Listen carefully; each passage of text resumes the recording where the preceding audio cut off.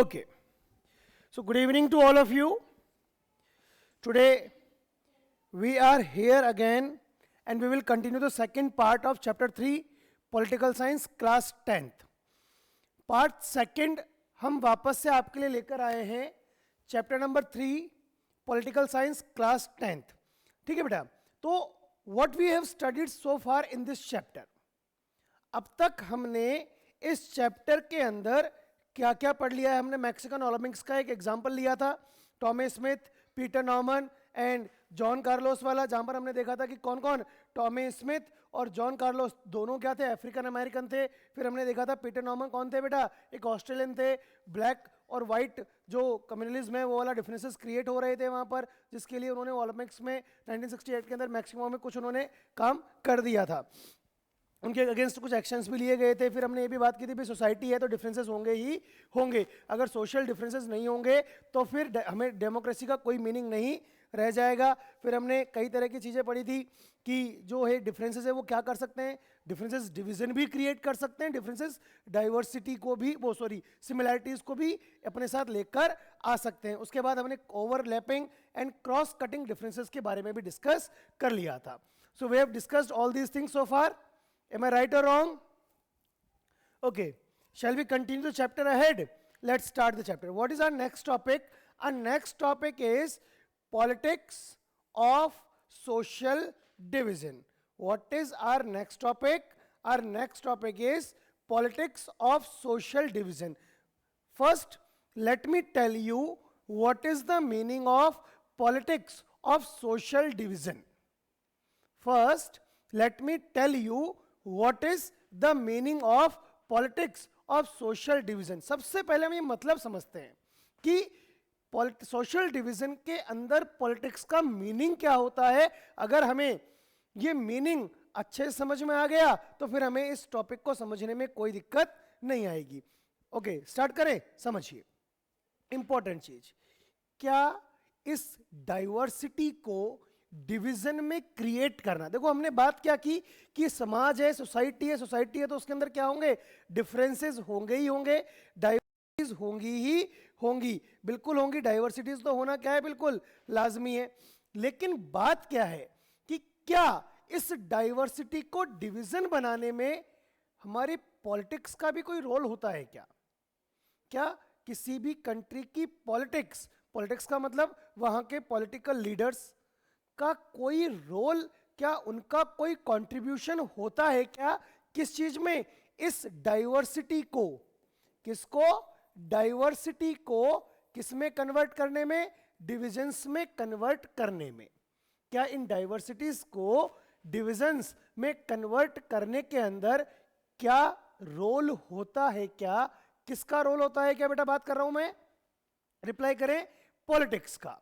तो हमने लिखा भी है Does the divisions affect politics, या इसको दूसरे तरीके से समझें कि क्या इन डिविजन्स का, अगर हमारी सोसाइटी में डिफरेंसेस हैं और उन डिफरेंसेस, अगर वो डिफरेंसेस क्या बन गए, वो डिफरेंसेस अगर क्या बन गए, डिविजन्स बन गए, तो क्या उस डिविजन्स की वजह से पॉलिटिक्स के ऊपर कोई इंपैक्ट आए. देखो दोनों अलग अलग चीजें हैं, दोनों अलग अलग चीजें हैं. पहली बात में क्या कर रहा था कि क्या पॉलिटिक्स इन डिफरेंसेस को डिविजन्स में क्रिएट करती है. दूसरी बात में क्या कह रहा हूं कि क्या इन डिविजन्स का किसी भी कंट्री की पॉलिटिक्स के ऊपर कोई इंपैक्ट होता है क्या. दोनों में डिफरेंस है ना. एक तरफ डिविजन्स इंपैक्ट डाल रहे हैं पॉलिटिक्स के ऊपर, पहली वाली बात जो मैं कर रहा हूं उसके अंदर क्या हो रहा है कि पॉलिटिक्स इंपैक्ट डाल रही है डाइवर्सिटीज को डिविजन्स में क्रिएट करने के लिए. Am I clear?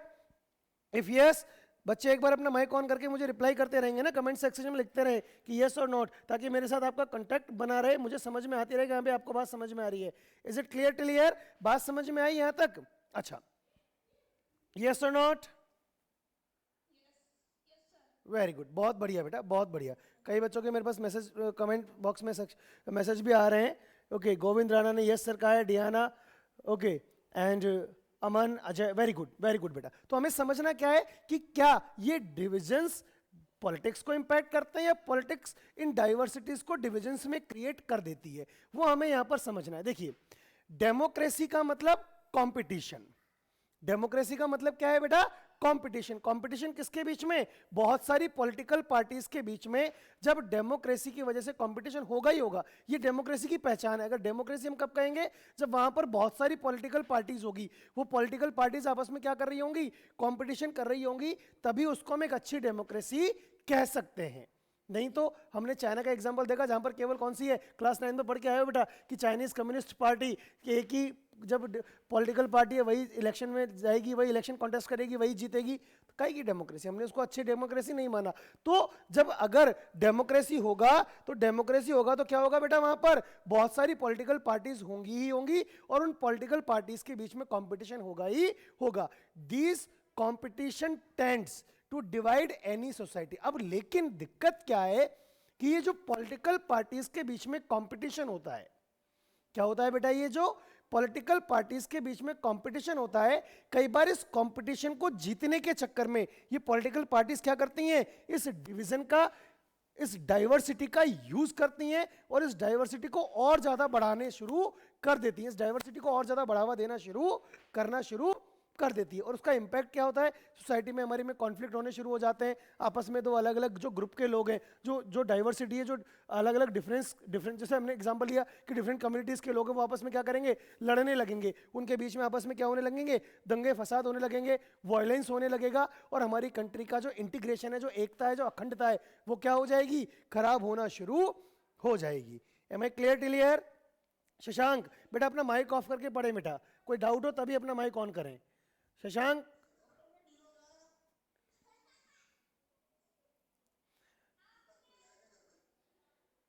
Okay, clear है बेटा? यहां तक बात समझ में आ गई सबको? क्लियर है? बिल्कुल क्लियर है। तो हमें क्या बात समझ में आई? If they start competing in terms of some existing social divisions, अगर ये पॉलिटिकल पार्टीज क्या करती हैं कि इन सोशल डिविजन्स को काम में लेते हुए अपना कंपटीशन स्टार्ट करती है, तो उसका रिजल्ट क्या आएगा? It can make social division into political divisions and lead to conflict, violence and even disintegration of the country. क्या होगा बेटा? कि हमारी कंट्री के अंदर डिसइंटीग्रेशन शुरू हो जाएगा, आपस में बड़ी प्रॉब्लम्स क्रिएट होना शुरू हो जाएगी। Any doubts till here? Any doubts? अच्छा बेटा रिप्लाई करते रहो मुझे, ताकि मुझे पता लगता रहे कि आपको मेरी बातें समझ में भी आ रही है या नहीं आ रही है। Any doubts till here? No sir, very good. Pankaj Meena, Nitesh Meena, very good. आगे बात करते हैं बेटा अपन। अब समझते हैं अपन आगे कि अब कैसे, how these divisions can, how these diversities हम कैसे देखें कि how this diversities are becoming divisions due to political reasons.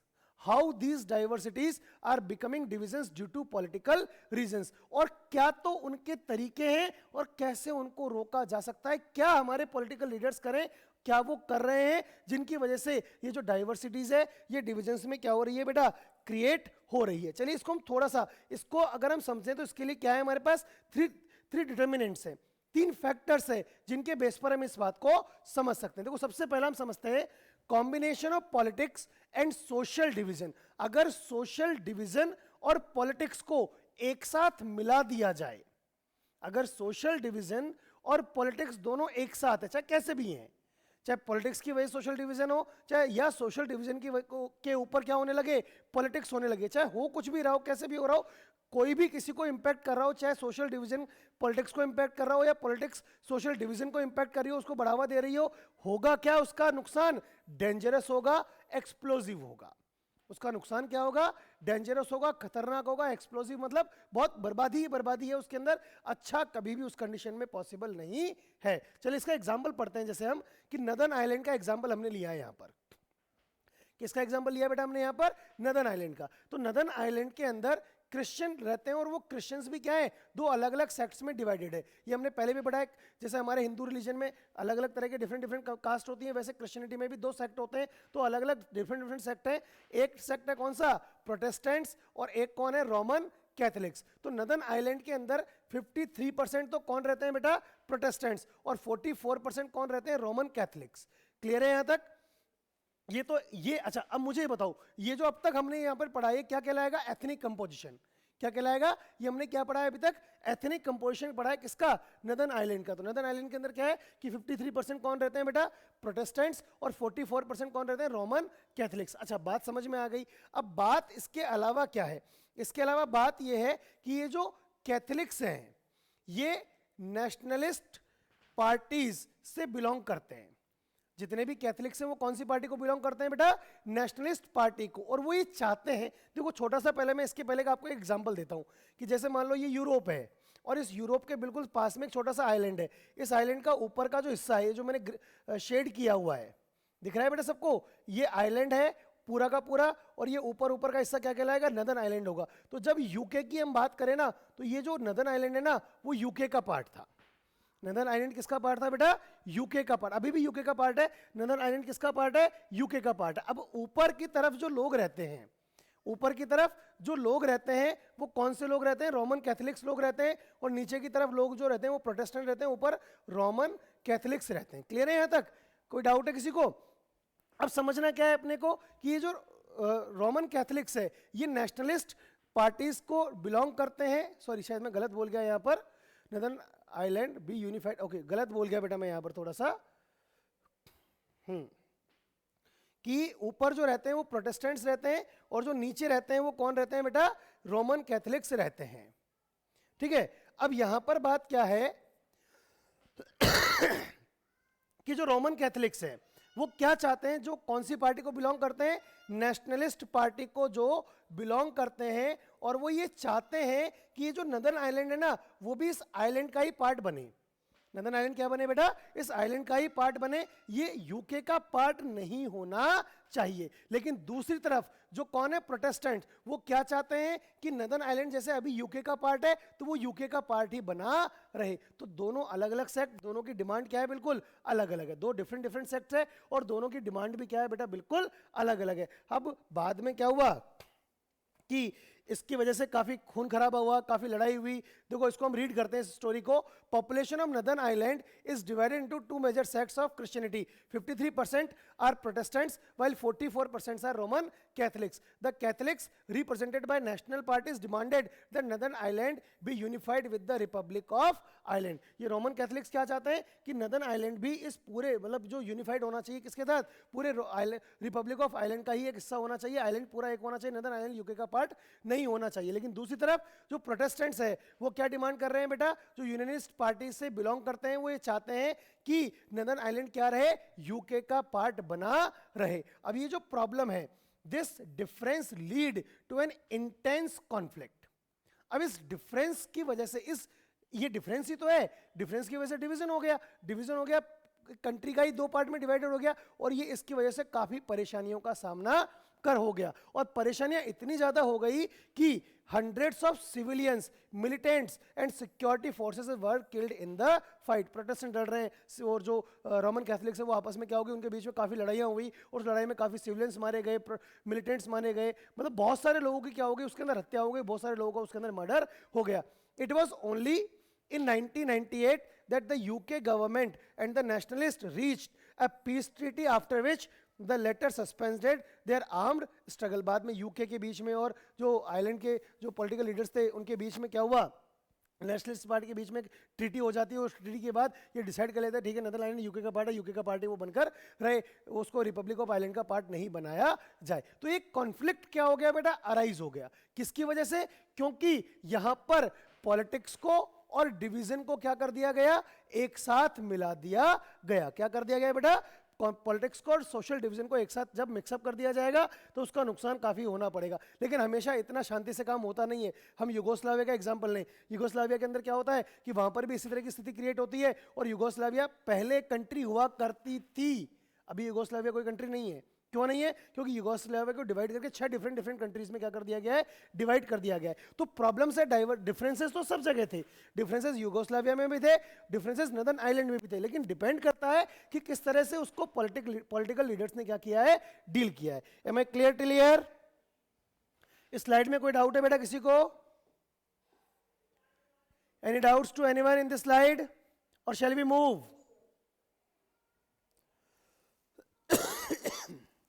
चलिए, very good.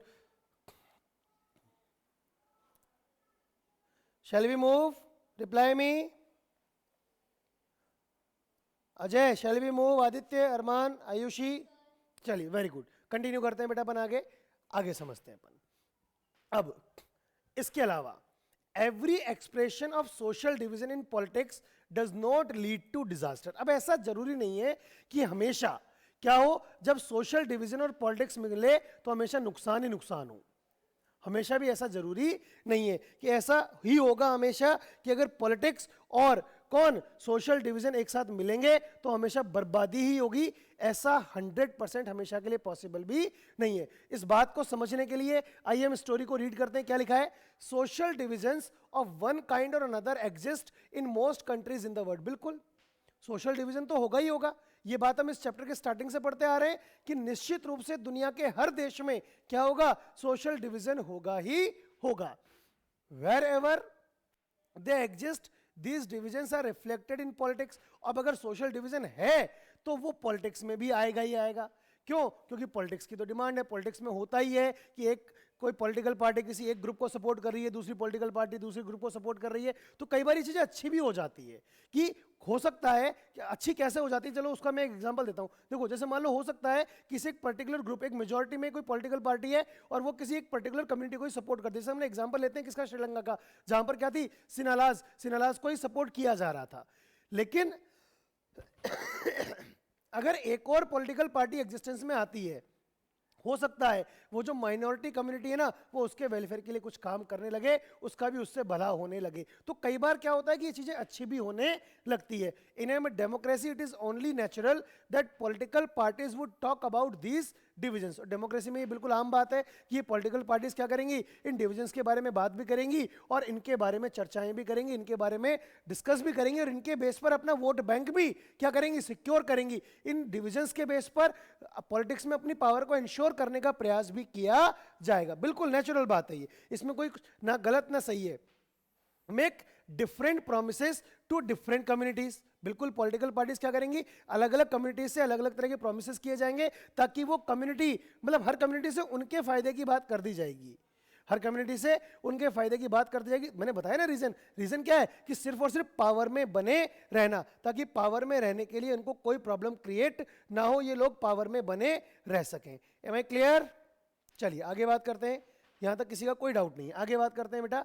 Look after due representation of various communities and make policies to redress the grievances of the disadvantaged communities. मैंने बताया इसका फायदा होगा। क्या फायदा होगा? कि कई बार इससे जो डिसएडवांटेज्ड कम्युनिटीज होती है, जो ऐसी कम्युनिटीज जिनके बारे में अभी तक किसी ने सोचा ही नहीं, उनके बेनिफिट की बातें भी फिर यहां पर किया जाना शुरू हो जाता है। Social divisions affect voting in most countries. बिल्कुल वोट बैंक को सिक्योर करने का काम भी यहां पर होता है, क्योंकि जो पॉलिटिकल पार्टी किसी पर्टिकुलर कम्युनिटी के लिए बात करेगी, पर्टिकुलर ग्रुप के लिए बात करेगी, उसके वोट उस पॉलिटिकल पार्टी को मिलने शुरू हो जाएंगे। People from one community tend to prefer some party more than others. हो सकता है एक पर्टिकुलर पॉलिटिकल पार्टी के लोग, मतलब एक पर्टिकुलर कम्युनिटी के लोग किसी पर्टिकुलर पॉलिटिकल पार्टी को ज्यादा सपोर्ट करते हो दूसरी पॉलिटिकल पार्टी की वजह से। क्यों? क्योंकि उसने हमेशा उनके वेलफेयर के लिए काम किया है। हमारे इंडिया में तो ये चीजें मोस्ट कॉमन चीजें हैं, हमें देखने को मिलती है। मैं यहाँ पर आपको पब्लिकली वो बातें नहीं बता सकता। In many countries there are parties that focus only on one community. केवल एक कम्युनिटी के ऊपर फोकस किया, और मान लो वो कम्युनिटी कौन सी है? डिसएडवांटेज कम्युनिटी है, माइनॉरिटी कम्युनिटी है, तो ये तो अच्छा हो जाएगा ना, उसके भले की बात होगी, तो कंट्री के अंदर इक्वलिटी आएगी, सोशलिज्म बढ़ेगा। तो वो क्या होगा? इससे क्या होगा? Yet all this does not lead to disintegration of the country. इससे कंट्री के अंदर डिसइंटीग्रेशन नहीं होगा, क्योंकि जो ऐसे ग्रुप्स जो वेल ऑर्गेनाइज्ड है, जिनके पास सब कुछ है, जो डेवलप्ड है, वो सोचेंगे कि ठीक है यार बाकी कम्युनिटीज के लिए नहीं है तो उनके वेलफेयर के लिए काम हो रहा है तो वो अच्छा है, ये हमारे लिए अच्छी बात है। कंट्री की को क्या होगा? डेवलपमेंट मिलेगा, कंट्री का भला होना शुरू हो जाएगा, कंट्री के अंदर इक्वलिटी आएगी, कंट्री की इकोनॉमिक कंडीशन बढ़ेगी, तो इंटरनेशनल लेवल पे भी हमारे कंट्री का नाम बढ़ना शुरू हो जाएगा। Am I clear? ये बात समझ में आया बेटा? सेकंड पॉइंट आपको, बी पॉइंट, सेकंड फैक्टर सबको समझ में आ गया यहां तक? Any doubts clear? यस और नो? सारे बच्चे एक बार अपना माइक ऑन करके रिप्लाई कर दें।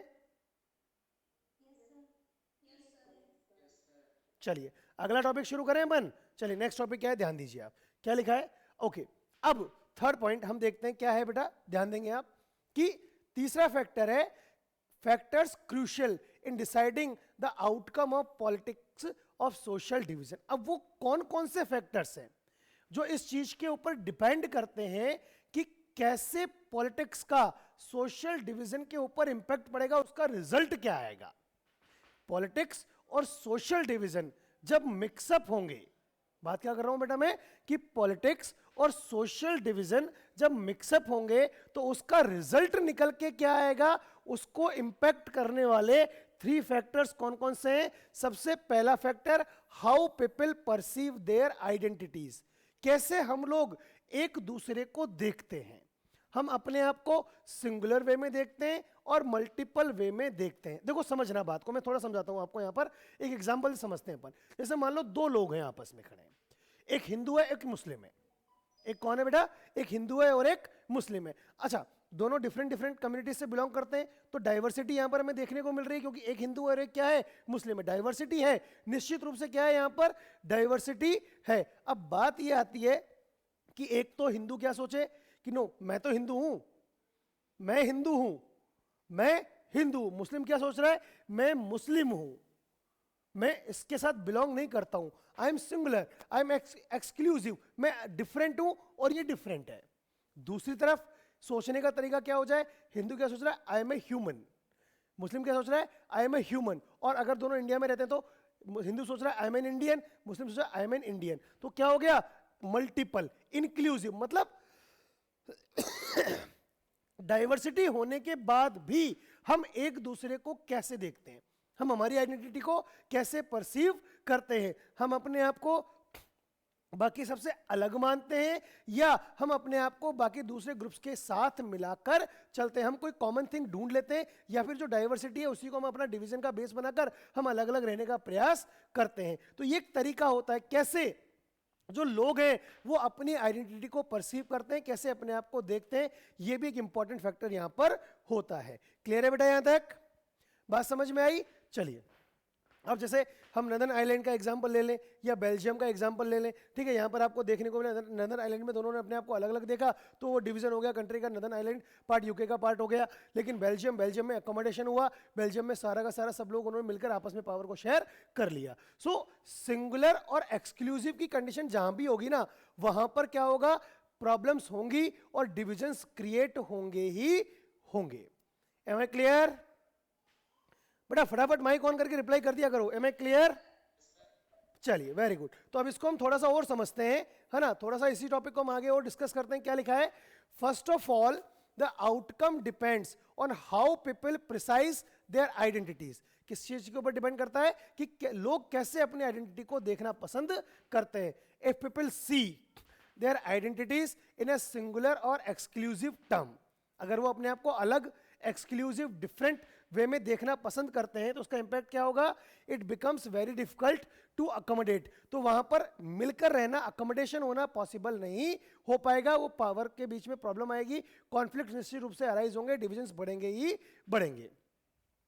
It is much easier if the people see that their identities are multiple and are complementary with the national identity। अगर वो अपने आप को मल्टीपल वे में देखेंगे कि नहीं, जैसे हिंदू और मुस्लिम दोनों क्या सोच रहे थे, नहीं वी आर इंडियंस, देन क्या होगा, this helps them to stay together. इससे वो लोग एक साथ रह सकते हैं, सोसाइटी के अंदर डिविजन्स क्रिएट नहीं होंगे, बढ़ेंगे भी नहीं। This is how most people in our country see their identity. They think of themselves as Indian as well as belonging to a state or a language, group or a social or religious community। जैसा हमारे India में होता है, India में ज़्यादातर लोग क्या सोचते हैं, अपने आप को इंडियन की तरह बात करते हैं। कोई नहीं कहता ना कि भाई मैं तो हिंदू हूँ, मैं मुस्लिम हूँ। अगर जो लोग कहते हैं ऐसे बहुत कम है, ज़्यादातर लोग अपने आप को इंडियन देखते हैं। तो हमारे इंडिया में अकोमोडेशन बना हुआ है, इंडिया की इंटीग्रिटी हमें बिल्कुल बहुत अच्छे से देखने को मिलती है। तो देखो ये जो मैंने आपको डिटेल्ड फॉर्म में, देखो एक तो ये चीज़ मैंने आपको शॉर्ट वे में एक्सप्लेन किया हुआ है और इसी को फिर मैंने डिटेल्ड वे में भी आपको एक्सप्लेन किया हुआ है। जो डिटेल्ड वे में जो एक्सप्लेनेशन है ना, ये आपको एग्जाम में लिखने में हेल्प करेगा। आप अगर ये पॉइंट आता है, इसको अगर आपको एक्सप्लेन करना है तो आप इसको इस तरह से एक्सप्लेन कर सकते हैं। M I clear? क्लियर है बेटा? लिखने के लिए आपको एक मैटर यहां पर मैं कंटेंट वो भी प्रोवाइड करवा रहा हूं। दूसरा फैक्टर क्या है, it depends on how political leaders raise the demand of any country और डिमांड ऑफ एनी कंट्री। अच्छा देखो, अब ये भी डिपेंड करता है कि आप देखो कोई माइनॉरिटी ग्रुप है, ठीक है, बात समझ में आती है, एक माइनॉरिटी ग्रुप है, तो माइनॉरिटी ग्रुप अपनी डिमांड कैसे रख रहा है। डिमांड रखने का भी क्या होता है, एक तरीका होता है, अपनी बात को कहने का भी एक तरीका होता है, अपनी बात कही कैसे जा रही है ये भी एक बहुत इंपॉर्टेंट फैक्टर है। अगर आप अपनी बात को कहने के लिए गलत तरीके या फोर्सफुल वेज को अडॉप्ट करेंगे, या एक होता है ना, जैसे मान लो आपको अपने घर पे कोई सामान मंगाना है, घर पे कहे नहीं मुझे तो चाहिए ही चाहिए, चाहे कुछ भी हो जाए, मैं खाना नहीं खाऊंगा, ये नहीं करूंगा, वो नहीं करूंगा, फलाना नहीं करूंगा, ढिमका नहीं करूंगा, तो घर वाले क्या करेंगे, दे थप्पड़ दे थप्पड़ दे थप्पड़। क्यों? क्योंकि आपने अपनी डिमांड को सही तरीके से क्या नहीं किया, प्रेजेंट नहीं किया। अपनी डिमांड को आपने रखा, ठीक है आपको नीड है, लेकिन जाके बोले जाते ही बस मेरे को अगर आज ये चीज लाके नहीं दी तो मैं आज की आज यहीं धरने पर बैठ रहा हूं। अरे घर में धरना थोड़ी चलेगा बेटा, हर चीज के लिए धरना भी नहीं चलेगा, हर चीज के प्रोटेस्ट नहीं चलेगा ना। तो डिपेंड करता है कि आप कोई भी जो पॉलिटिकल लीडर्स होंगे उस कंट्री के, फिर डिमांड कौन क्रिएट करेगा, डिमांड कौन रखेगा, पॉलिटिकल लीडर्स रखेंगे। पॉलिटिकल लीडर्स का जब तक सपोर्ट नहीं होगा आप अपनी क्या नहीं कर सकते, डिमांड को क्रिएट नहीं कर सकते, अपनी डिमांड को रेज नहीं कर सकते। जैसे कोई माइनॉरिटी कम्युनिटी है, उस माइनॉरिटी कम्युनिटी के साथ कोई प्रॉब्लम है, ठीक है प्रॉब्लम है, उस प्रॉब्लम का सोल्यूशन भी होना चाहिए और डिमांड रखने का अधिकार है, लेकिन डिमांड कैसे रखी जा रही है। सपोज कोई माइनॉरिटी कम्युनिटी है और उसको अपनी डिमांड रखनी है, डिसएडवांटेज ग्रुप है, उसको अपनी डिमांड रखनी है, और वो डिमांड को कॉन्स्टिट्यूशनली रखने की जगह और लड़ाई करने लगे, दंगे फसाद करने लगे, वायलेंस क्रिएट करने लगे, तो वो कॉन्स्टिट्यूशनल वे नहीं है।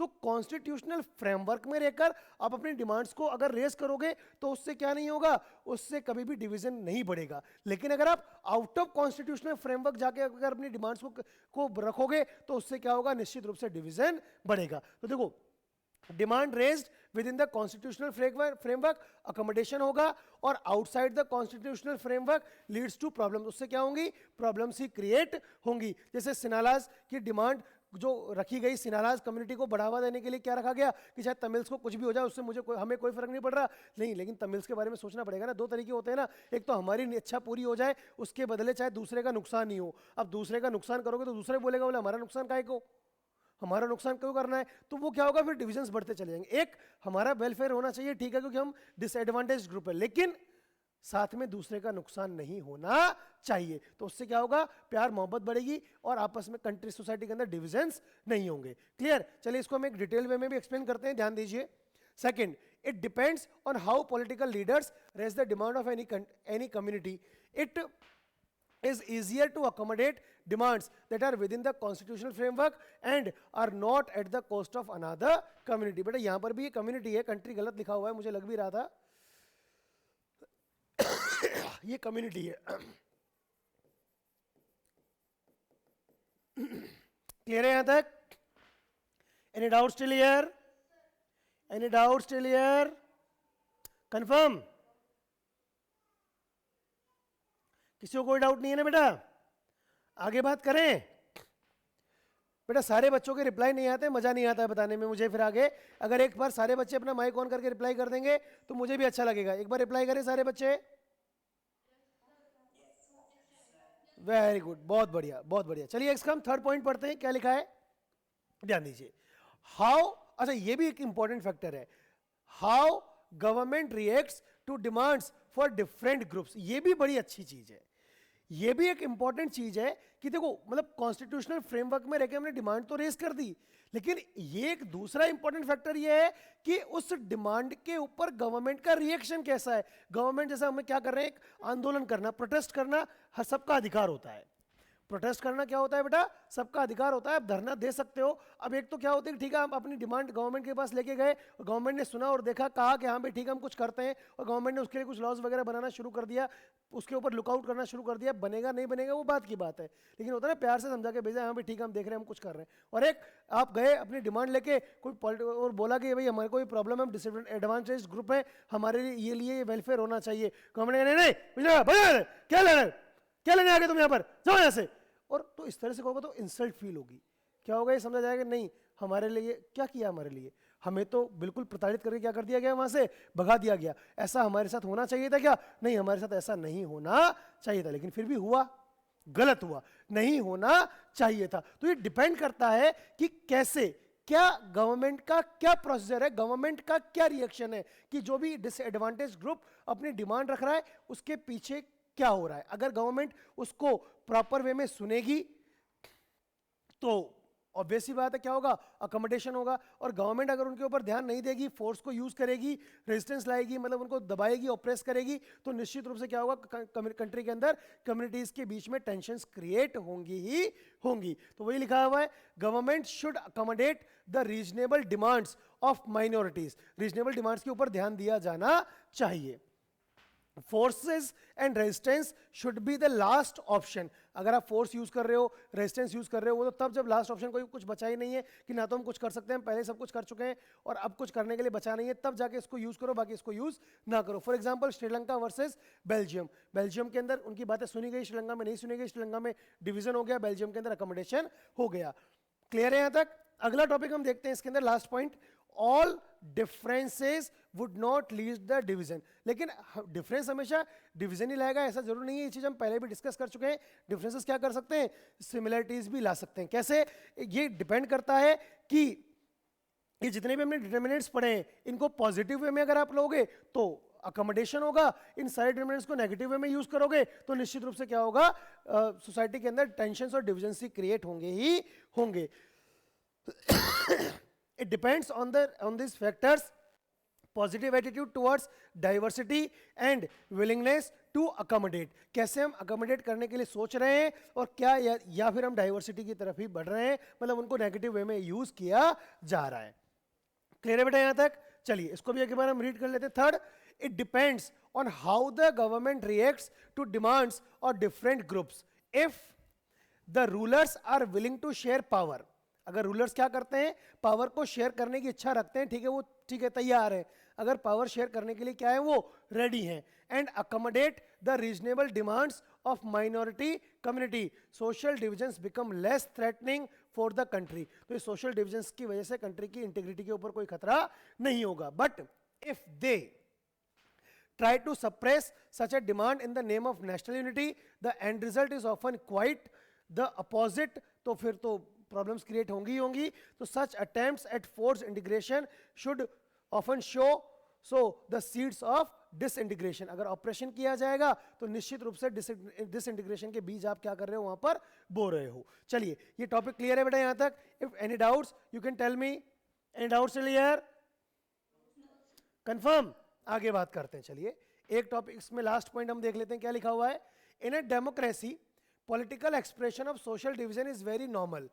पॉलिटिकल जो है एक्सप्रेशन सोशल डिवीजन के ऊपर होगा ही होगा, और वो अच्छा भी हो सकता है, एंड कैन बी हेल्दी।